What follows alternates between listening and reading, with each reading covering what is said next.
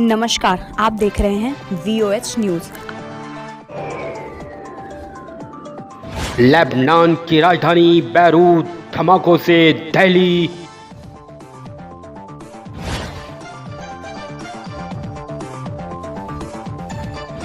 परमाणु बम जैसा था विस्फोट, पूरे शहर में जलजला आ गया। विस्फोट से आग लग गई, कारें पलट गईं, खिड़कियां और दरवाजों के शीशे टूट गए।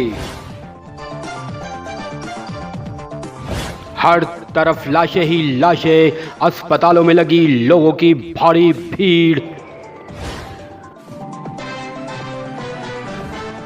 बैरूत विस्फोट में 4000 से ज्यादा लोग हुए घायल, लाशों का लगा अंबार।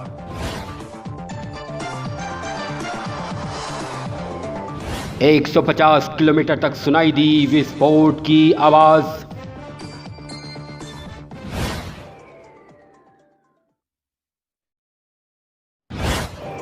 बैरूत विस्फोट पर देश के प्रधानमंत्री मोदी ने जताया शोक।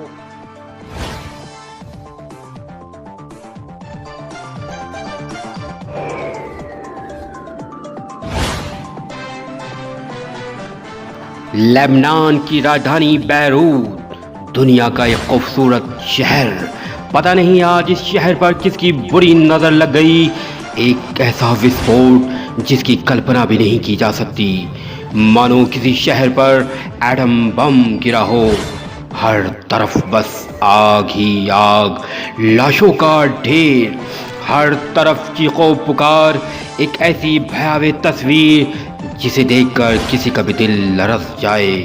पूरा शहर आग के गोले में बदल गया।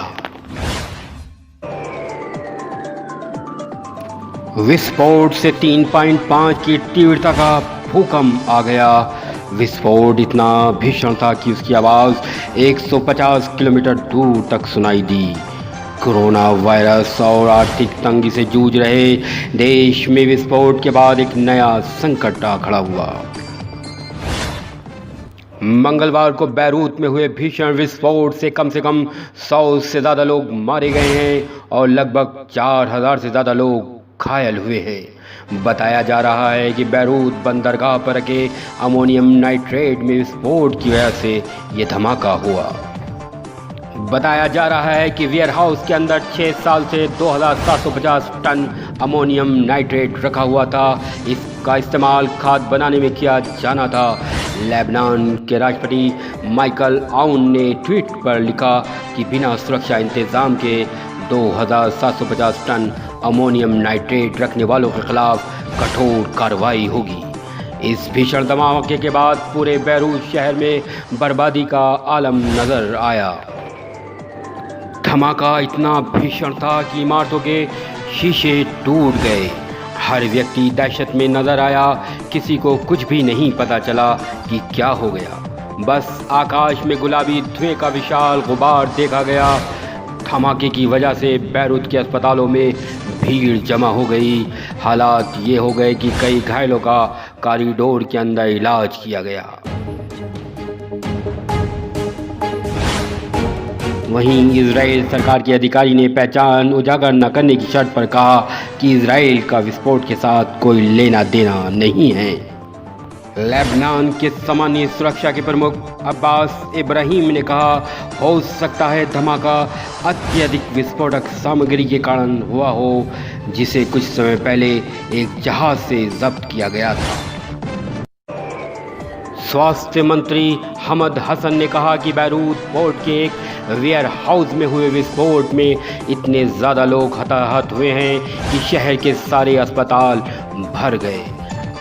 स्वास्थ्य मंत्री हमद हसन ने इस भीषण हादसे को देश के लिए आपदा करार दिया है और चेतावनी दी है कि मरने वालों की तादाद काफ़ी ज़्यादा बढ़ सकती है। इस बीच देश के प्रधानमंत्री आज आपात बैठक करने वाले हैं। माना जा रहा है कि 2 सप्ताह के लिए देश में आपातकाल लगाया जा सकता है। अमेरिका के राष्ट्रपति डोनाल्ड ट्रंप ने कहा, ये विस्फोट एक हमला हो सकता है।